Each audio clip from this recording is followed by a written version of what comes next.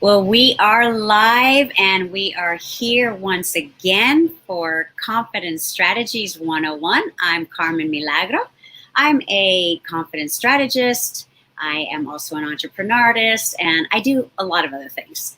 But you may have noticed that I am in a totally different location, and that's because we are celebrating the move-in to our studio in progress. It's under construction, and yes, I am looking at all kinds of stuff all around me.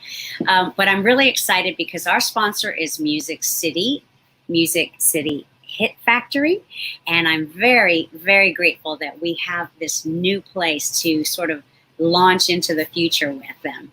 I would like to encourage you to engage with us as much as you can, and like and share and comment on this post and the videos and all of that. But one of the things that I wanted to mention is that some things aren't going to change, and that's the fact that I want to continue to share positive stories, positive messaging, resources, and share them with you, because sometimes we need a little help to get to the place where we need to get to. So that's kind of the whole premise of what I'm doing here. I do want to just sort of let you know that there are some more changes coming in the future. One of them, and I haven't quite worked out all the details, but one of those changes is I'm going to be inviting those of you that watch us, I'm going to be inviting you live onto the platform with me, and we're going to do some real-time Q&A. So just be prepared for that. It's not happening just yet. I've got to work out all the details, but that's kind of in the works as we've changed location, we've got a new sponsor, and these are some of the ideas that are sort of rolling around in my head. But enough of that, because we need to talk about tonight's guest. I am super excited, and I hope that you will engage and ask questions and let us know that you're watching. Tonight's guest is pretty special in the sense of, well, many senses, but what I love about her, I've talked to her, gotten to know her a little bit better. I follow her on Facebook. I watch her lives. We've had a Zoom meeting. What I love the most, I would say, is that she is a straight shooter. She is going to tell you what it is, what it's like, and she's not going to mince words, right? But in that same vein, she's not going to sugarcoat anything, but she's going to do this with love and intention because she wants you to succeed. And the people that she works with, the women that she works with, already know they're going to succeed. So there's different types of coaches and there are different types of levels. And she's working with high performance people that already know they are going to be successful. They don't think they're going to do it. They don't pretend they're going to do it. They're doing it. And so that's why they choose her as their coach. What else should I tell you? Other than that, I mean, that's her passion, right? To help her clients succeed. And one of the things that she does, that she focuses on, is that level of badassery.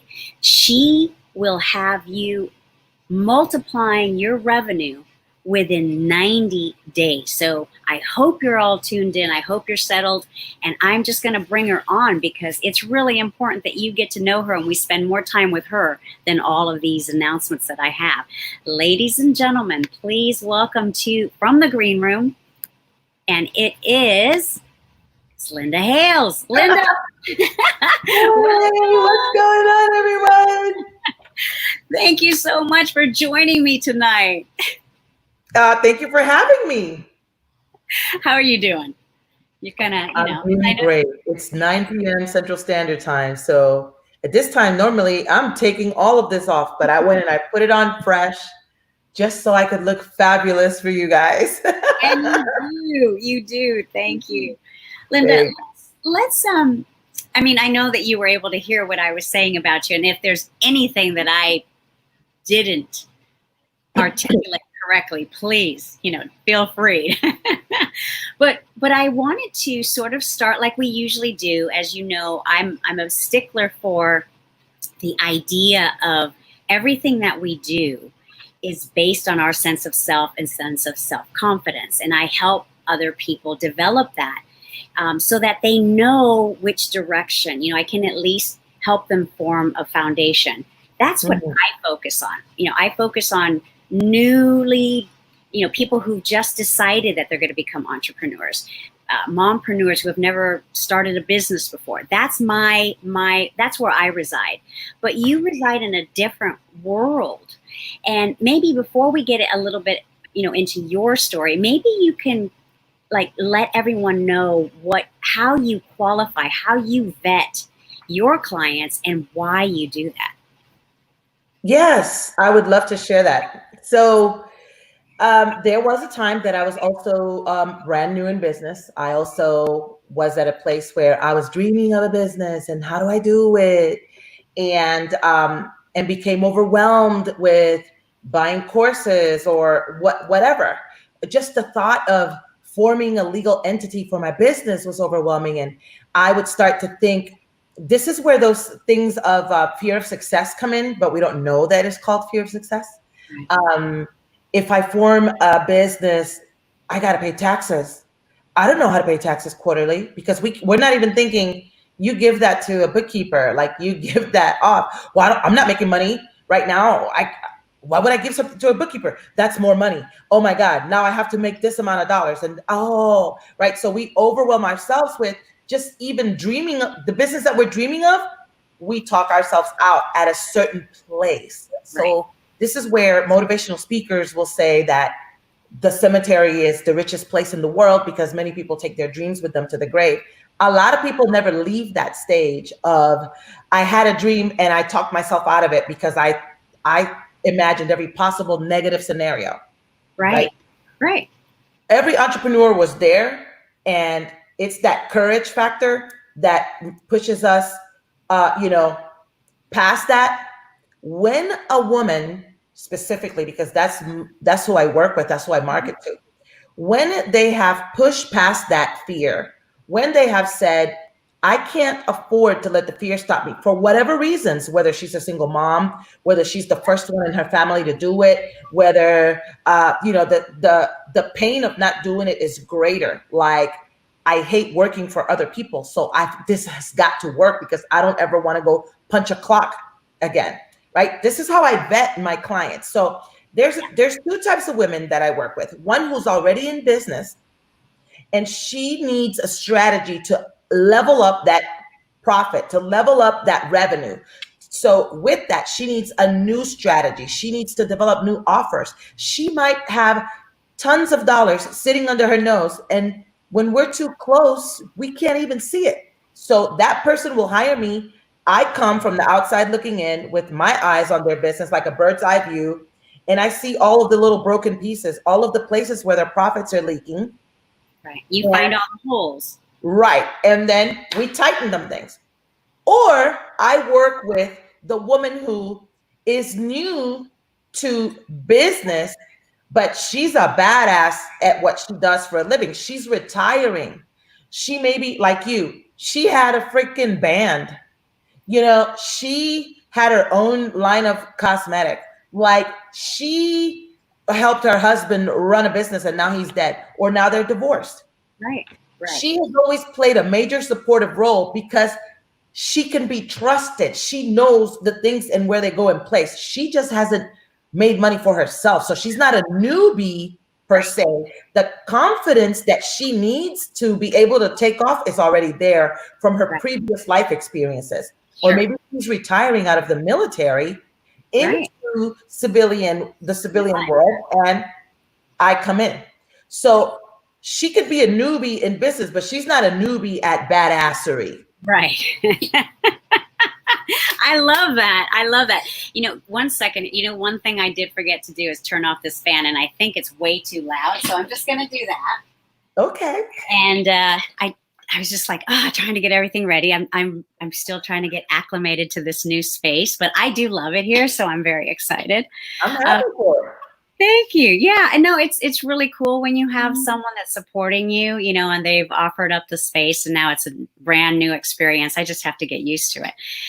But actually, this is a great next question, because, and I'm kind of all over the place here, so forgive me, but what do you mean by badassery? Like, are there some specific traits that, when you're on the phone for the first time with a potential client, or you meet them for the first time on a Zoom, is it a gut feeling that you get? Or is there a criteria, a list that you check off? Maybe it's a mental check off, but how do you define that? Okay. Because you're a badass, right? And so, there's no question. And so I think there's this thing where, I really believe that like-minded people really connect really quickly. And badass, to me, I love that term for women, because it's not usually used for women, or women themselves don't usually use that to describe themselves. Absolutely. So just kind of that history that makes it kind of your thing. I love it. Okay. So what makes it my thing is that, well, I'll answer the questions in the order that you asked them. Okay. How do I know that a woman is a badass? Number one, I constantly show up on social media. I produce a lot of content, written and video. Okay. There are women who will watch me and they will be completely turned off by me. I'm not their person, right? Because I'm not ice cream. I can't be for everyone. I saw that quote one day. I was like, if you want everyone to like you, I got news for you. You're not ice cream. That's a good one. I love that. I like it too. So what will end up happening is, more than likely, they will message me on that platform, whether it be LinkedIn, Instagram, or Facebook. I'm mainly on Facebook though. That person has, the way that I talk is me. I'm not faking how I talk. I don't fake who I serve. When I show up in all of my flaws, glory, and anything else, right? All of me. Women will watch me and they will be like, I resonate with her. What she says lands with me. Man, I could work with her. They already see themselves, because I attract them. The way that I am is magnetic, right?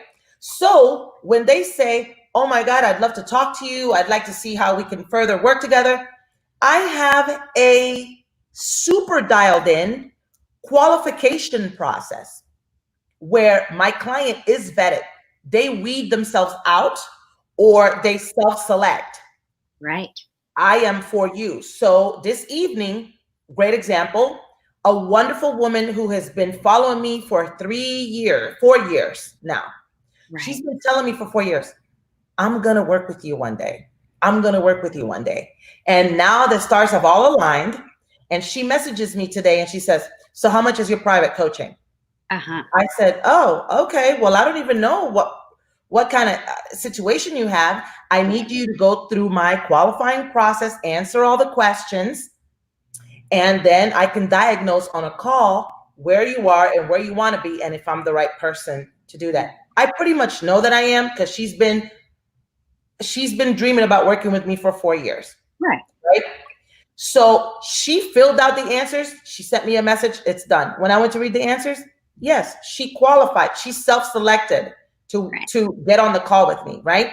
So that is how I end up. Yes, I have a vetting process, a qualification process for my clients, but most of my clients will self-select to work with me on their own after watching live streams and after reading Facebook posts. You see what I'm saying? Yes, absolutely. It's the same. It's very similar, right? I've said this from the beginning. This show is not for everyone. I'm not for everyone. My style is my style. And when we're doing the work, we go deep. And, sometimes people just aren't ready to do that. So, it is what it is. I mean, you can't help everyone. I would love to be able to help everyone, but it's not the way that it works. And I think what's really cool about you is you do take that time to do that. You do have this process and criteria in place. Not every coach does that. What do you think about that specific type of coach who just is going to just, they know that they're not, let me just cut to the chase. They know they're not the coach for everyone, and yet they don't do this process because they're just going to take someone's money. Well, so two-part answer. Number one, if a coach doesn't have a qualification process in place, she ends up talking to a lot of tire kickers. She ends up getting on a lot of sales calls that don't turn into sales clients, right? Don't turn into sales because the person didn't have the funds to get started with you anyway. So that's number one. So when they actually do talk to someone that has the money, they end up taking that person because they haven't had a client in months. So they end up taking a person that they know is not the best client for them, but they need the money. So integrity then plays a big part because I'm taking this client because I need the money. But number one, it's not the right client for me. Maybe because I can't really help them get the result they need, or I already know that they're a problematic client for me. We're not really a great match, but I'm still going to take them because I need the money. That's what happens with that kind of coach. And I've always said that when you can look at a client who actually has the money to pay you and turn them down, that's when you know that you are in business. Right. Or when because you need the money. Right. But you turn them down because you're not the best coach for them. Right. And right. Or there's just that lack of alignment. You know, it's just you're not the right coach for them. When there's no alignment, but they have the money to pay you and they want to pay you, and you turn them down even though you need the money, that's when you're awesome. Right. Exactly. That's when you're awesome. And it benefits both the client and you as the coach. Yes, because everyone wins. Everyone wins. As a coach, you should know somebody that could probably work really well with them, and then you give that person a referral. Right, exactly. Now I want to answer, you asked me about why did I use badass when that term is not normally used for women? Yes. Well, that's because when a woman does amazing stuff, most women, especially Hispanic women, but I think most women, we're taught, hey, don't brag about yourself. Hey, don't you toot your own horn. Hey, that's braggadocious. Hey, if you talk about your own accomplishments, that's you being full of yourself. You know, your head is too big, right? You need to be humble, right? So when a woman comes to me and she's like, I have a client right now, retired Marine Corps intelligence officer, PhD. She's about to go give the Navy now sometime, right? Because she's young. She's not even 40, right? Whoa. She's retired. And so she is a badass in all of her right. Not even because she's a Marine, right? Because she's been on many deployments. She is a badass. You are a badass. Any woman who has achieved amazing things is a badass. So I give them permission. Well, thank you. Their horn to say, hell yeah, I am a badass. I have achieved a lot of stuff. Hell yeah, I'm all of that. Of course. That's right. That's right. Absolutely. So women, you know, you gave birth. I mean, there's so many things that you've done as a woman. You are a badass. You put up with a freaking awful marriage for many years. You sacrificed your self-esteem. My God, you put up with abuse. You are a badass. You're still here. And you're not walking around burnt and bitter. Right. You are a badass. Absolutely. And that term was made for you. You don't have to ride a Harley and wear leather clothes and freaking fight people in bars. Like, right. Yeah. Badass. You are a badass. I love it. I love it. When did you know that you were such a badass that you could help other women become a badass? Like, what was that pivotal moment? Because you mentioned earlier that at one point you were at the starting gate too. Mm-hmm. And then you go through, you went through your process, and you can share a little bit about that. But what was that thing, that moment when you knew, damn it, I am such a badass. I can help other women do this? Well, I was already a coach, but I wasn't a business coach. I was a relationship coach.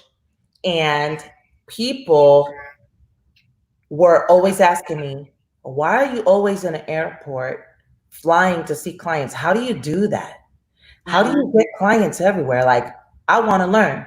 Please teach me. And I was like, well, I'm not a business coach. I'm just a relationship coach. No. You're a business coach because I'm a business coach and I don't have clients that I'm flying to. So what are you doing? And when sometimes you're such a badass that you don't know what you're doing, because I'm a very focused person, but I'm not a detail oriented person, if that makes sense. Sure. So I'm not like a spreadsheet, having person. I don't keep tabs of stuff. Like, I'm sure there's so much money I've missed out on because I don't track. Why you didn't used to track, now I do, right? So then when I went to do my TEDx talk, that was really badass in and of itself. How I landed the TEDx talk. Then I was unemployed when I got approved to do the TEDx talk. I had never left the country. I didn't even have a passport, but I'm unemployed. I'm on unemployment. I'm on food stamps. Like, how do I get to the Cayman Islands? So how I even made it to the Cayman Islands to deliver a TEDx talk in the financial situation that I was in. But when you see the video, all you see is Linda doing a TEDx talk. Right. You don't know that Linda barely made it there and that she didn't have any money to drink an extra cup of coffee while she was there because all her dollars were accounted for. Right. So when I got back, I even did a live stream from the airport that day. I was like crying. I'm like, you guys, you can do whatever you put your mind to. And really, when people ask me, well, how did you do that? I'm like, I just asked. Well, how did you start blogging for the Huffington Post? I just sent an email. I asked. Well, how did you land a TEDx talk? I applied for several of them and one of them accepted me. How did you start translating at Lakewood Church? I asked, right? So literally knowing that the average person will not ask, and all the things that I had achieved just because I asked. Right. And I was like, women need to get their confidence up to ask for their opportunities. I remember the second job that I had here when I moved to Houston. I saw the ad on Indeed or whatever, or Career Builder, one of the two. Right. And I called the company. I never put a resume in. I just go, oh, what's the company? Hey, yeah, can I speak to the director of admissions? Sure. And then I'm like, hey, my name is Linda Hayles. I saw that you have an ad. You need a director of admissions. And the guy said to me, we literally interviewed a ton of people. Nobody made the cut. So the HR team pulled that ad like this morning. So I said, you'd be crazy not to give me an opportunity to interview with you. You'd be crazy not to hire me. And he was like, I've never had anybody call me and tell me that. When can you come in? Right. So I've never been, I've always been scared, but I've never let fear stop me from making the following through with the action. Right. I have felt fear all my life, my God, but I have never let fear stop me. Yeah. That's when I said, I'm a badass because the average person just doesn't even do any of this. I can help people do that. And then I transitioned into business coaching and it's been great. Even a business coach told me, I don't think you should coach people for business. I don't think you should be a sales coach. I think you should just stay in the high performance, helping people reach goals. And I'm like, I help people change their whole life. I have a degree in psychology. Like, bye. Right. So that's it. Right. And you when you talk about 90 days, that's pretty ballsy, right? Like, that's pretty. So how did you come up with that? How did you know? So what I always like to talk about when I'm working with the people that I work with, and let me kind of set the record straight. What I'm doing with the show and what I love to do is help people get started. But my clients are not the same. I have 4 clients a year. That's what I do. And they are, at a different level, but there's pieces that are missing that I can help them with. And one of those pieces is always about the confidence, because like you said, there's a lot of people that are doing amazing, incredible things, but there's a lot of fear sometimes. And yes, some people like yourself, like myself, we have figured out how to move through it, around it, under it, over it, whatever. But the fear's there. But there are some people that are stuck. And so some of my clients have that ability where they have the means, they have everything that you could imagine, but they need a little help tweaking things within. And it's that belief system that I have that everything that you are able to accomplish comes from that sense of self, that sense of confidence. And if the little person in you was damaged or traumatized when you were young, sometimes you don't get past that. Now, I'm not a psychologist and I don't claim to be, but there are things that you can do from different approaches, different modalities. I always come at it from the artist point of view, because in my opinion, artists are typically so badass because they have to have the thickest skin in order to share their art with the world, right? Like you said, we're not for everybody. I'm not for everybody. The same thing with an artist, and yet an artist can't help it. They are creating to share, but there's always going to be people that are going to be attacking you. When you are working with that component, how do you, clearly you are knowledgeable, you have your degree, but how do you drill down to that piece of that confidence, that sense of self to help people through that thing that's stopping them? Okay. So I don't work with people who have confidence issues, because if you have confidence issues, you're not a badass. You're badass in some other areas, but you need to have confidence to make the kind of money that people say they want to make with me. So if you want to make consistent 5 and 10 figure months, it's not because you have confidence issues. However, a lot of my clients, and I think all of them, have some money mindset issues. They have limiting beliefs around money. And those limiting beliefs are normal because of the life that they have lived, of their experiences. And when those beliefs are rooted in experiences from the past, whether it's their upbringing, their childhood, of marriage, right? We have the ability to reframe the past. We can, when I need to work with a client to reframe something, because the past happens to us. Some people believe that happens for us, right? But when we're too young, we can't control those things, so they happen to us. Right. And what we decide to believe about that thing at that moment becomes a story. That story allows us to hang on to it because apparently it feels safe, but it's not. It's hindering. So I invite my clients through psychological exercises that allow you to, we journal together about those past experiences. We reframe what we learned. How can we look at that thing differently so that we can now develop a new story around it, a new belief, so that we can release that old belief and achieve what we want. But to answer your question again, very directly, I do not work with people who don't have confidence and they're scared or whatever. I don't work with those people. Right. Because they have to do the kind of results that I can say to someone, I can get you there in 90 days. If you need therapy, I can't get you there in 90 days. Right. But mindset issues around money, or even some type of belief, self-beliefs issues, mindset issues, I can quickly tell if they're easily fixed by some reframing, or if you need therapy, which is why, again, in my qualifying questions, I ask about your ability to be coached, and I ask about your level of self-motivation and perseverance.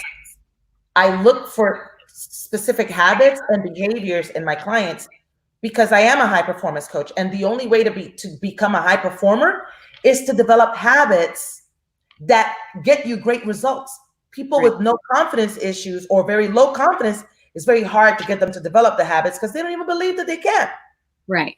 Right. So I Exactly. hope I answered your question. Oh no, absolutely. I think you did, because what you're saying, and correct me if I'm wrong, is they already have to be at a certain level in order to get those results in 90 days. Right. And they need to either be prepared and ready to do the work, or be super uber motivated without that blockage. If you were to say, like, in this whole sort of coaching business, if you were to say or describe your top 3 most successful types, not naming people, but the types of personalities that are the most successful with you, what would you say that profile looks like? You know, I'm reading a book currently titled Personality Isn't Permanent. It's an amazing book. So many of us, even myself, up until very recently, I would have my clients take personality tests like the Myers-Briggs and DISC because I wanted to learn more about them. But the truth is, you can choose to your future self. You can choose who your future self is, regardless of your upbringing and what happened to you. Because when I tell people my story, like, I shouldn't. The type of family that that I come from, the people, my cousins, and all that stuff, I shouldn't be where I'm at.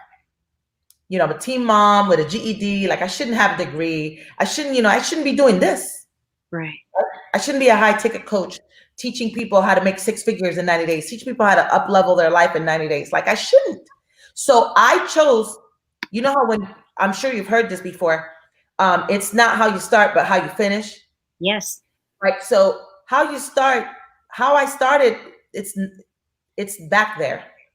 Right. But who I'm choosing to become in order to reach that future self of me, every day I want my future self to coach me. I don't want my past to coach me. Oh, I love that. We let the past coach us. We let the past dictate. Well, you did that before, it didn't work. Well, you don't pick the right friends. You don't pick the right men. Well, you know what? How about you decide that your future 6 and 7 figure self, what would they do right now? Let your future 6-figure self be the one to coach you and not the past. Right. Like, your guiding spirit is yourself, really. Exactly. You need to, who's your hero? Your 6-figure self, your 7-figure self. That's your hero, not anybody else. So I already had an inkling that personality isn't permanent. So there's not a specific personality type. There's a specific habits and behaviors I look in people that let me know this is going to be a great client. But if every client had my personality type, we would get nothing done.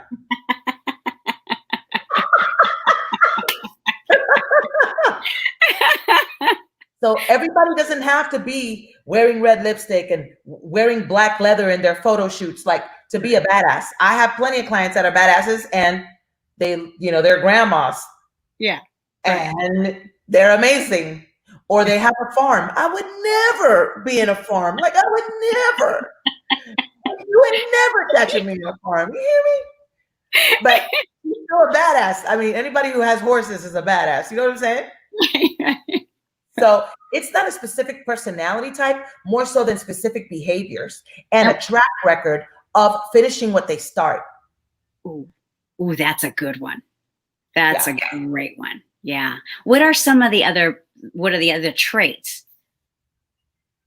That she is results driven. She's achievement driven. So she has a track record of finishing what she starts. If she has a lot of letters after her name, if she has a lot of degrees, if she has a lot of titles, she is achievement driven. But oftentimes those achievements have not translated into dollars in her account. So she's seeking more titles because she thinks more titles is going to get her more money, more degrees.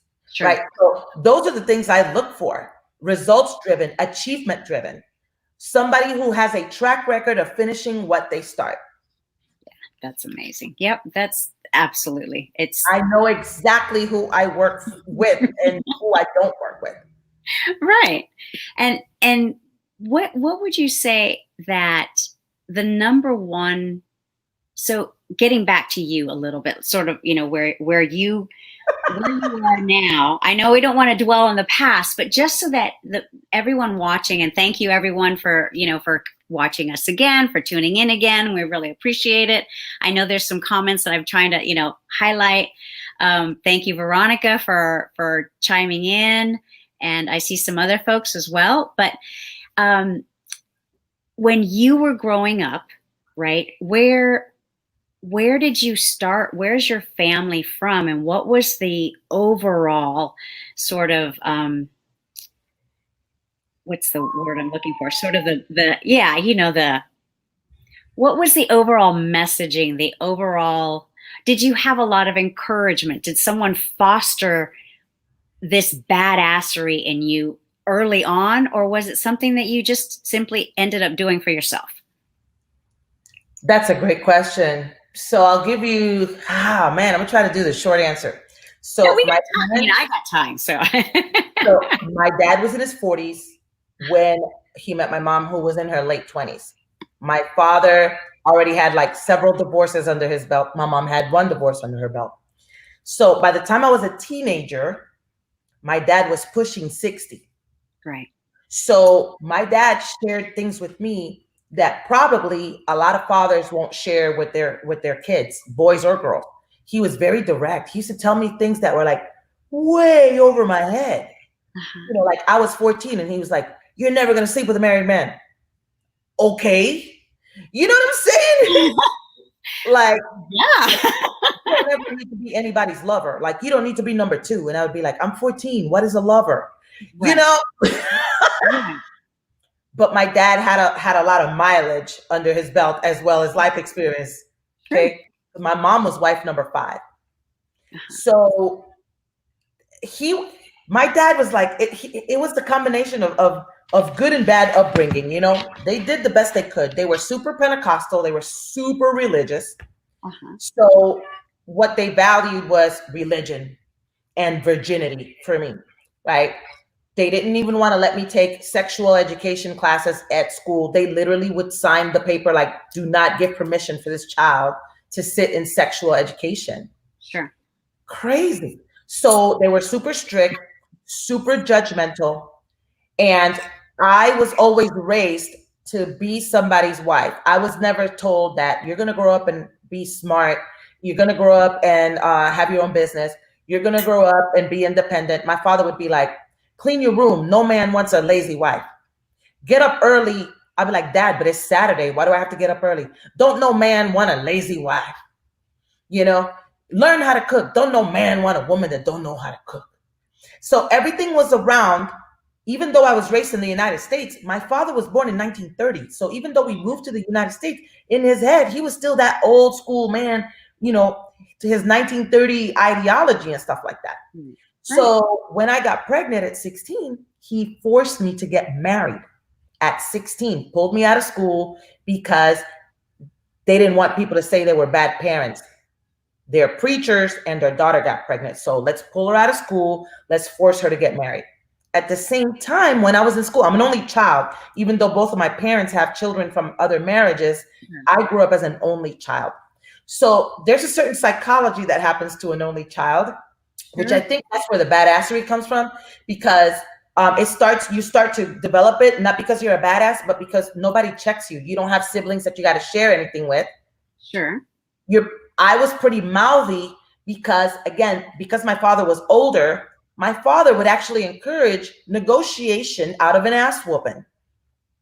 Like, well, tell me why I shouldn't whoop your ass. And I'd be like, well, because this.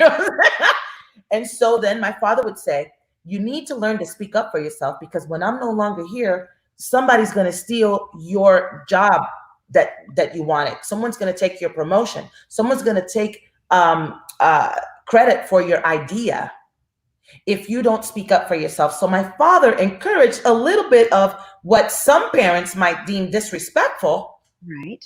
Because he was trying to encourage me to speak up. because he knew that he was old already.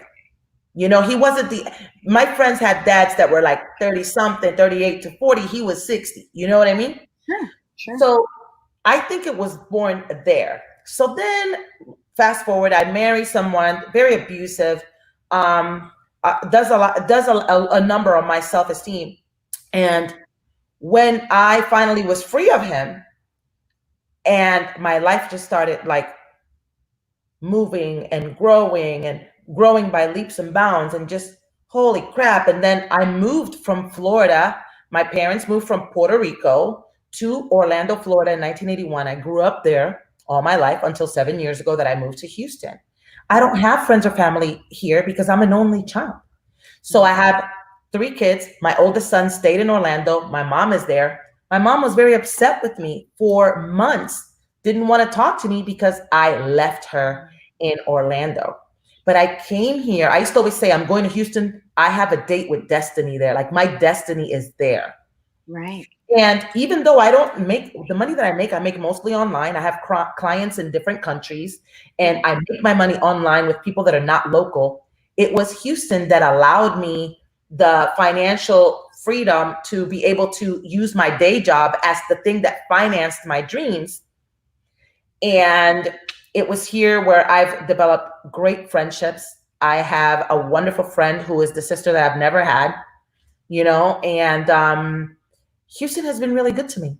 Right. So that's where the whole badassery, like when people said, what made you move? Like I would have never moved and left everything that I know behind. I'm like, it's only a drive away. Like I can go back. Right. Like you act like I left the country. That might be a little scary. Right. With COVID, now you can't come back. Ah! You know, so but I'm never scared. You know, so I always do like I ain't never scared. I'm always scared. I just do not let fear stop me. Stop you. Yeah. Yeah. So it gives that illusion that, man, Linda ain't never scared. I'm always scared, boo. But you're never gonna see me sweat like a commercial. Yeah. Because fear really is a liar. Fear tells you, if you don't do this thing, I'm protecting you from the outcome that you don't want. And it's bullshit. You still get the outcome that you don't want. Every time you listen to fear, the shit that you were fearing happens anyway. Right. Well, and there's other ways to look at it because sometimes fear could be your fuel. You know, it could be. I'm just another perspective because I know, and I've always said, you know, as a performer, going on stage or getting on a live, I do have that little bit of, oh my gosh, what if I don't, you know, technology, of course, I think everybody knows by this point, it is my Achilles heel. And if something's going to go wrong, I was here 2.5 hours before just so that I could, is everything going to work? Is my Wi-Fi going to work? I mean, that's just, so fear for me, a lot of times is what makes me excel. It's the fuel for really being detail oriented, for really being prepared. If I don't have a little bit of fear about the things that I'm doing, then I probably don't care too much about it. Now that's for me. That's just, you know, my kind of thing. But like you, I don't let fear stop me, and I don't want to live in fear. I don't want to reside there, but it does fuel and motivate me in many situations. Would you like to know why that is? Sure. That's because the pleasure-pain principle is always at work in our life. So fear will either drive us away from pain and towards pleasure, or back to the pain if the pleasure, it costs too much. So fear is always the thing that gauges the temperature between pleasure and pain. So you got to the place early because you don't want to go through the pain of embarrassment that you couldn't figure out the tech, of something not working out and you're looking bad in front of your audience. So right. The fear it's a pain. Yeah. Okay? Yeah. So that pain is greater than not doing something about it. So the fear drove you to make sure that everything is in place. Right. Right. That makes total sense. You're welcome. Well, thank you.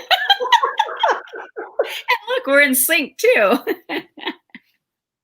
Tell me a little bit about, if you don't mind, I've been able to kind of catch your Linda at night, Linda in the dark kind of vibe that you do, because you do, like you said, you create all this content. And I found that was really, really cool. And I think someone else mentioned it in their comments that they follow your nighttime, Linda After Dark. Yeah. Yeah. Literally in the dark. Yes, I love that. It's so creative and so unique.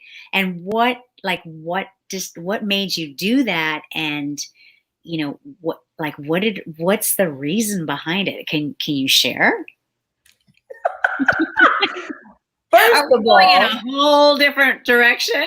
It's all good. No. It's really cool because, oh man, you just opened up a whole can of worms. This is about to get really good.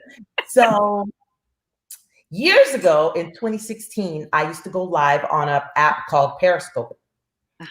And because there was no Facebook Live, there was no Instagram Live, there was no living nowhere. Right. Okay, it was just Periscope. So on Periscope, that's where I launched my business. That's where I got my first clients.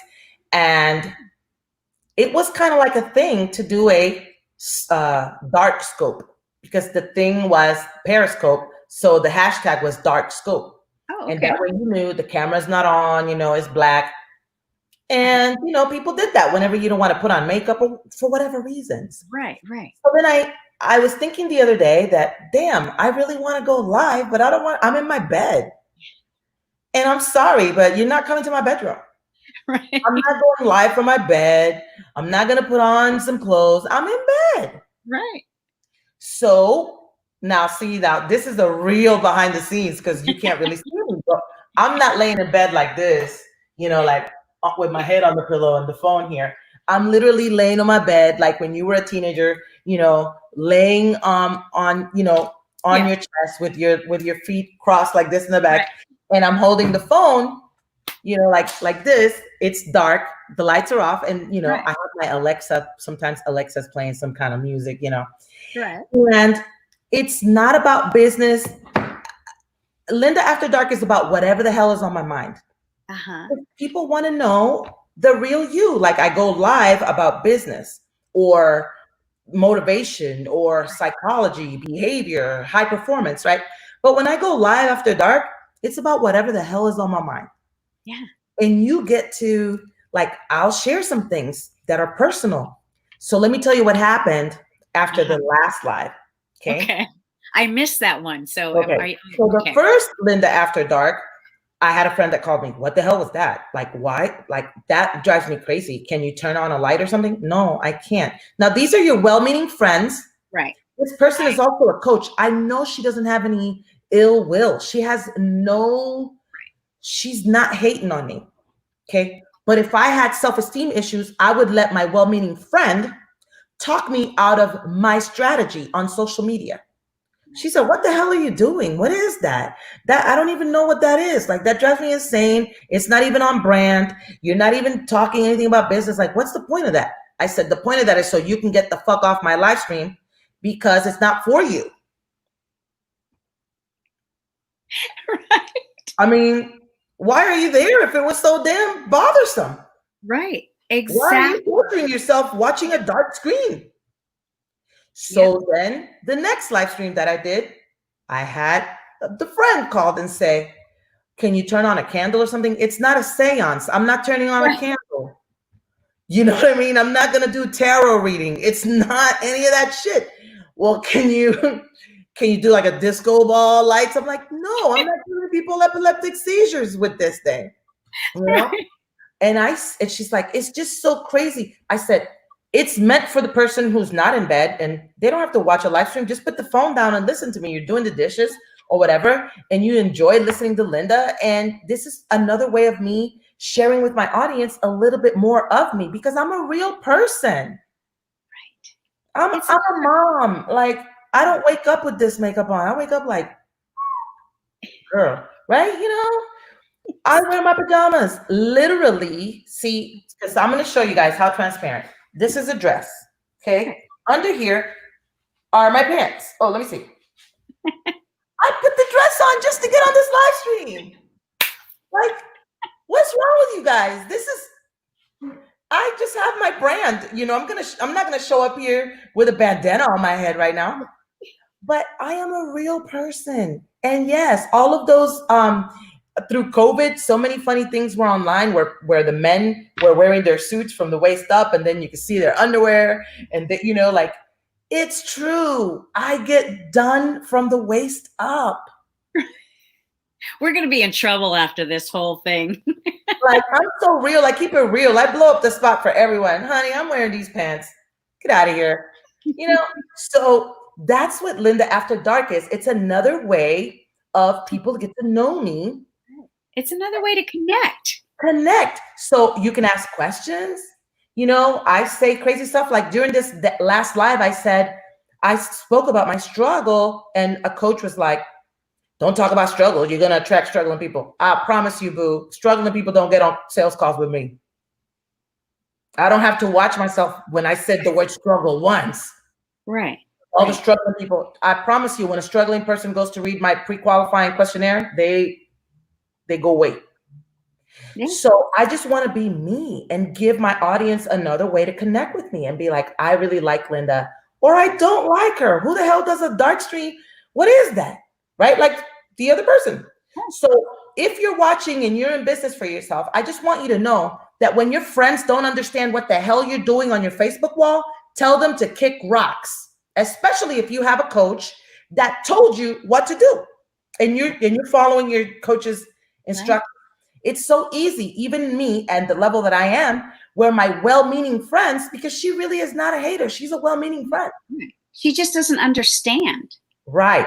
And so, but you not understanding, I'm at a place in my career and in my life where that's your problem, boo. Yep. Not mine. Exactly. It's very, very similar to being an artist and being true to yourself as an artist. You cannot care about what other people think. It's not for them then. No. Your art is for someone else. That gets it. Right. I mean, for me, if one person walks away from any one of these lives feeling like, wow, I'm motivated, or I feel like I can make this change, whatever that is, or that they've identified that success is whatever it is for you. It's not always about money. Success can be, I'm going to open up a bake shop, and I just want to make sure that my community has a bake shop that is healthy and it's good for them and it's an alternative.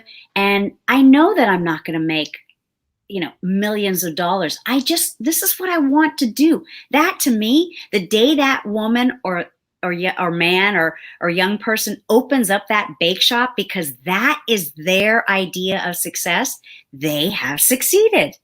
Exactly. For me, success was having children that don't get pregnant in high school and don't go to jail, because that's what happens in my mom's side of the family. So for some people, it'll be like, wow, that was your idea of success? Yes. Yeah. And it was. For me, was not growing up and being an alcoholic like many of my cousins and my mom's other kids. For me, was growing up and not being on insulin. For me, it was growing up and not doing drugs. For me, it was not slapping a bitch when I want to, because that's what people in my family do. Right. And sometimes it's deserved, but that's not the point. Every time I don't slap a bitch, I'm successful. Oh my God, Linda, you're killing me. But it's true. I mean, this is why this is so important to talk about, because, hey, money is a tool and it allows you to live in a different tax bracket. It's a tool, but there are other things that can make you successful. And if you are confident and you have that sense of self, you already know what that is. So if you've achieved all these things like you have, all these things, everything you name, none of it had to do with money. No. So everything else after those successes, now that you're in this realm, this is all icing on that big layered cake that is Linda's life of goals. And let me tell you, you're absolutely correct, because in order to, the confidence didn't come with, money had nothing to do with the confidence to achieve those goals. Right. However, my deep passion here, what makes my heart burn, what puts the little candle inside, it makes the little hamster run on the wheel, you know, with his burnt little butt. with his burnt little butt inside of my soul, is that I am a Hispanic woman. And when I had no money, I had no choices. Right. Money gives you choices. Absolutely. And it is my goal now for the rest of my life to empower Hispanic and women of color financially. Yes, I help other women of other races. Of course. Right? I help all women. They're all my sisters. But I'm a Hispanic woman. And it's really cool when you look at my clients, they're Hispanic and Black, Hispanic and Asian. You know what I mean? These are the women that I help, because I help that woman that doesn't have a 401k. For example, I stayed home and I raised kids. And although it's a wonderful feeling to be a mom and have raised the children that I did, nobody paid into my retirement for that. No one matched my contribution. No one gave me Social Security benefits for that. So it is a very real thing to me that I need to have money to retire. So at this point, at 47, money is very important to me, as it is for many women in their late 40s and 50s who realize I still have a lot left in me and I need to have my money, whatever money it is for them. Right, exactly. So that I can live how I want. And do the things that you want to do. Absolutely. Without relying on someone else. Absolutely. So, when I'm coming up with the name for my annual mastermind, which I've already come up with it, it's the Empress Mastermind. It's because you don't need an emperor to run your empire when you're an empress, but you do need a king when you're a queen. I love that. Right? It's a kingdom. People have made up the name queendom, but there is no such thing as a queendom. There is a kingdom because there is a king. But you can run an empire as an empress. Yeah. Independent of an emperor. I'm not promoting that women need to be by themselves, but I'm just saying you don't need no emperor. Right. Right. And what better, let's just, if you're looking at that as part of the motivation for yourself, that again is your thing. But like you said, let's do this. When you have a king and a queen together in solidarity, amazing things can happen. But that doesn't mean that the queen or the empress herself can't do amazing things. She doesn't have to wait for that. But yeah, if it's possible and you have someone who believes in you like they believe, like you believe in them and vice versa, and you're lifting each other up and you're lifting others around you, wow, that is pretty incredible. But that's incredible. If both of your destinies match, like when I was a relationship coach, I would tell women, you can't use sex as the thing that tells you you're compatible, because you have been sexually compatible with every failed relationship in the past. Yeah. If you're of a certain age, I promise you, I'm 47. If I hop in bed with anybody, I'm going to rock their world. I'm sorry. I'm grown. We're going to have a lot of sexual chemistry, like a lot. Right? Right. Well, because compatible with a man sexually. I want to be compatible. Does your bank account, is it compatible with mine? Is your destiny compatible with mine? Do you have the same goals? Or are you okay being that person to support me because I'm going to blow up our empire? Right? I don't even care. Yes, sex is important. I'm not saying that I'm not going to have any sex. What I'm saying is that I don't think either one of us is saying that. What I'm saying is your good sex is not like a dangling carrot for me. Like, ooh, so not there, boo. But is your wallet compatible with my dreams, though? Okay. And you know, there's right for me. There would have to also be what are you planning to do?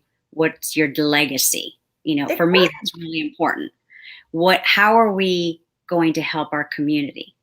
Whatever that definition is, that to me is that matchmaking where I'm, you know, there, you know, that saying, right? Mejor sola que mal acompañada. Mejor sola que mal acompañada, right? Because if you are like an activist, let's just say, right, you're an activist. Yeah. Like if my man was an activist, I don't be at rallies, man. I'm not gonna riot. I'm not gonna be at rallies. Might show up at a parade or two. You know, so that I would not be compatible for that type of thing. Right. Absolutely. You know what I mean? So you have to know exactly. Absolutely. Yeah. No, and even, I mean, it's not just about that relationship thing. It's about your partners in business. If you are not aligned with your partners in business, especially at our age, well, I'm much older than you, but you know, in 40s and 50s, right? I mean, those are important questions to dive into before you go down that path. That's why you should have pre-qualifiers, not just for your clients, but for everyone else. That's why I look for behaviors and patterns in people before I go down any roads with them. Yeah, and people will always reveal themselves if you people I've found, just like in the dating world, you know, potential partners will say what they think you want to hear, and they're on their best behavior. But when they get more relaxed and comfortable, that's when their true selves start coming out. That's when people reveal themselves. And sometimes you just go, oh, yeah, we're not on the same page. I thought we were, because I want to believe someone, right? But it's the actions, and when they don't jive with the words and or the follow through or lack of follow through, you know, whatever. But it's people reveal themselves, and it's not a bad thing. It's just, it can be a good thing when you decide, you know what, we need to part ways. Absolutely. Because you're doing your thing, I'm doing my thing, and we just didn't meld like we thought. It's a process. Sometimes I think it's and it can be disappointing sometimes too. I'm not saying that it's always love, you know, oh, woohoo, great, we figured it out. I mean, sometimes it is a disappointment. Sometimes, well, at least for me, I've had both in my personal and professional journey where I really believe in someone with all my heart, but my heart was wrong. When my brain starts, you know, going, well, wait a minute, this isn't adding up. This isn't adding up. This isn't adding up. This isn't going to work. And it's better for us not to go down this same path together, and see you later. I love that there are people like you in this world, because my heart will never be involved in anything first. It's just not. And, you know, call it my life experience, whatever. It's always, I'm going to logically be. And then he's like, oh, wait, you know, but my heart, believe it, people out the gate. No, again, there's this criteria. If you put the box up crazy, you know, or no integrity, right? Or the way you talk about a previous business venture, the way you talk about your ex, right? I always believe people who have been unfaithful in their relationships and they're bold enough to share that in brand new friendships. I always believe, if you cheated on your husband, what the hell are you going to do to me? I don't even have kids with you. I don't even know. I just met you. Right? Most people value family and what marriage stands for.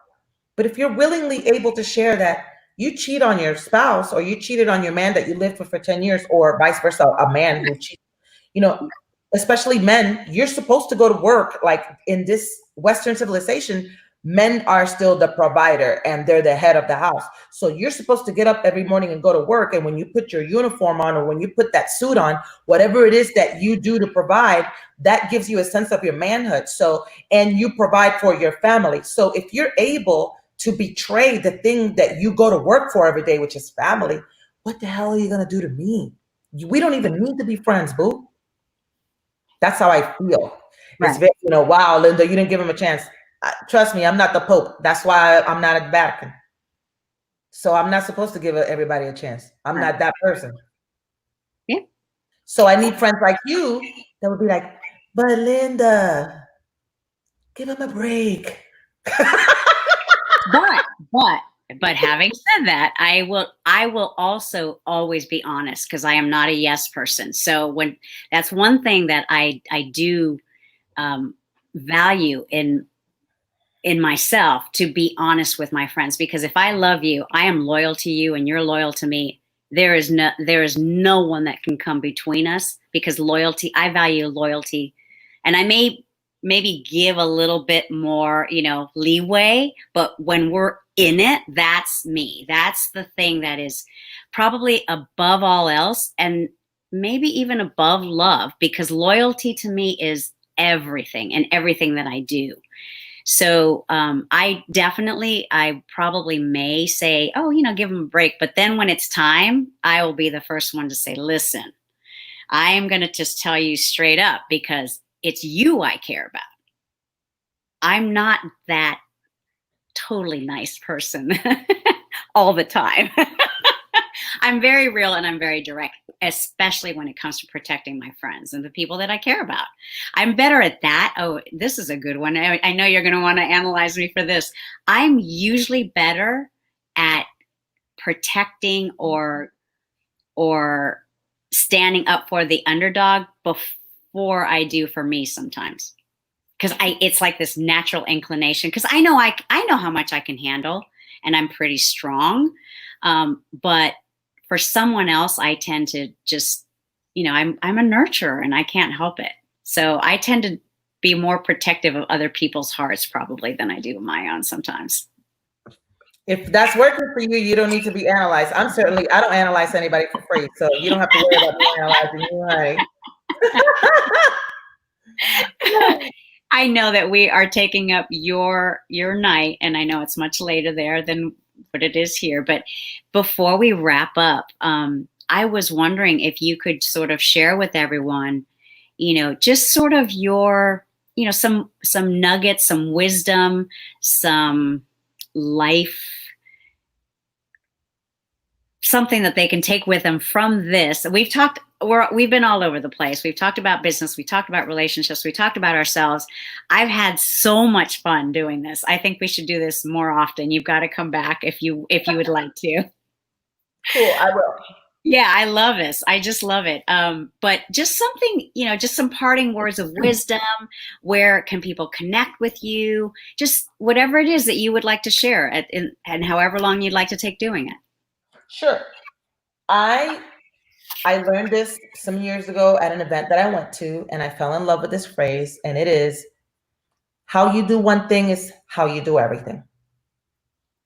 So if you want to develop the habits of high performing and you want to always achieve your goals, you must become the person that does that, because the person that you are now is not that person.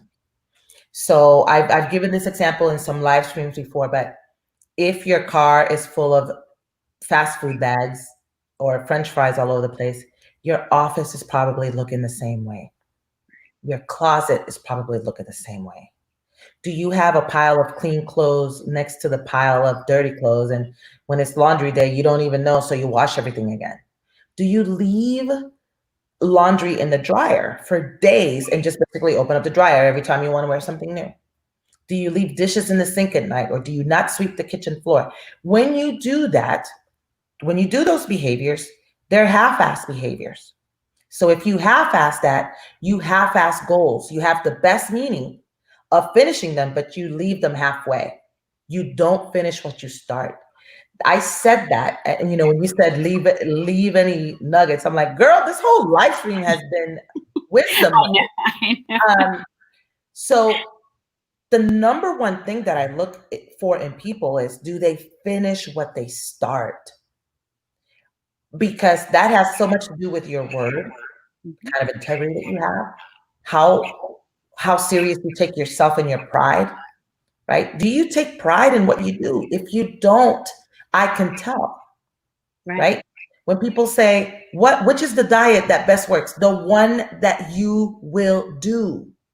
Which workout is the best? The one that you do every day, but you don't even do it, you know? So you got to check yourself. To me, that's the biggest piece of advice.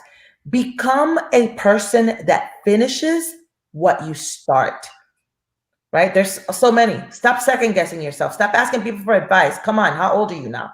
Begin to trust yourself. Put yourself in situations that force you to have to make the right choice and go with it.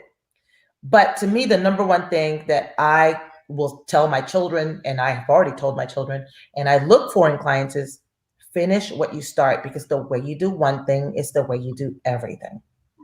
That is so spot on. And it's actually quite simple. When you break it down to all the things that we talk about, and it's really that simple.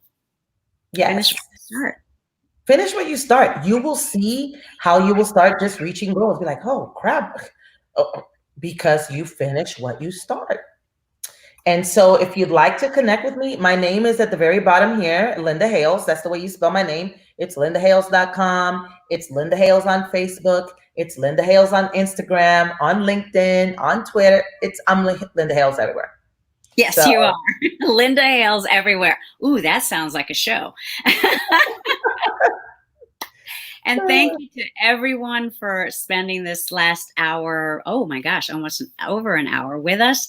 This has been so much fun. Thank you, Linda. I'm really excited that we did this and that we connected. And I'm excited for the conversations that we're going to continue to have. I'd love for you to come back. And then, who knows what's going to happen in the future? You and I, and, we've been talking about some things. So I'm still working on my end, and I can see it. Like, the more and more I spend time with you, I can't wait to meet you in person. I know I've been dying to come to California. I'm like, COVID, go away. I need to hop on a plane, come to California, mainly because I have several clients there. There's opportunities everywhere. I'm launching the High Life Mastermind, and that's going to include a live event that's taking place hopefully May of 2021. COVID needs to go away. But I'm really excited. I'm going to go ahead and give people the link if they want to have a call with me. There's two ways that you can have a call with me. You can have a call with me because you're in business and you want to level up and you already know that I'm the coach for you. Or you can have a call with me that's 15 minutes where I will find $25,000 that's missing in your business right now. It's a 15-minute call. It's not a sales call. If you're in business and you're like, well, I don't know if Linda's for me. When you go to bit.ly/speak with Linda, there's two options. You got the 60-minute call and you have the 15-minute call. The 15-minute call is what you should choose if you want me to help you find $25,000 in your business this month. Okay. I don't care if it's the 28th. I got you. I hope you're all paying attention to this live. Thank you for staying with us. I've got some amazing other folks that are coming, but I think this one's for the books. So Linda, thank you so much for spending your evening with me and with all of us. Hey, they're still with us. There's a lot of people. Thank you for having me. I really enjoyed it. It was really great. Thank you so much. Thank you, Linda. You have a good night, and I will see you soon. Thank you. And everyone, thank you so much for staying with us this evening. Yes, Veronica, Houston, here we come. I think so. I just want to let you all know that we want you to stay safe and healthy. I'm going to see you next week. I am going to be trying some new different things a little bit differently, but we have also got some other ladies on the books for August. We've got Veronica Penagos. She is an executive leadership coach and an entrepreneur herself. She's going to be joining us a week after. So that's August 11th, I believe. I'll double check. And we also have Dr. Sandra Camacho. She's an Auric field consultant, and she's a creator of Inner Wealthy Women. Those are some of the guests that are coming up in the future. I thank you all again for staying with me. I hope you enjoy this live and that you'll share and comment. And, I will get to all the comments as quickly as I can this evening or tomorrow. But thank you for staying with us. Thank you to Music City Hit Factory for this incredible new studio. I'm going to be here every Tuesday, and we're going to share some of the things that are going to be happening here as well with the construction and all the new things that are coming. So I will see you all next week. That's Confidence Strategies with Carmen Milagro, and that is Tuesdays at 7 o'clock Pacific Standard Time. Thanks, everyone. Thanks for staying. I'll talk to you later. Bye. And thank you to Linda Hayles, our amazing guest. She was fantastic. I just haven't had that much fun in a while. But we will have her back again. All right. Thanks, everyone. Bye.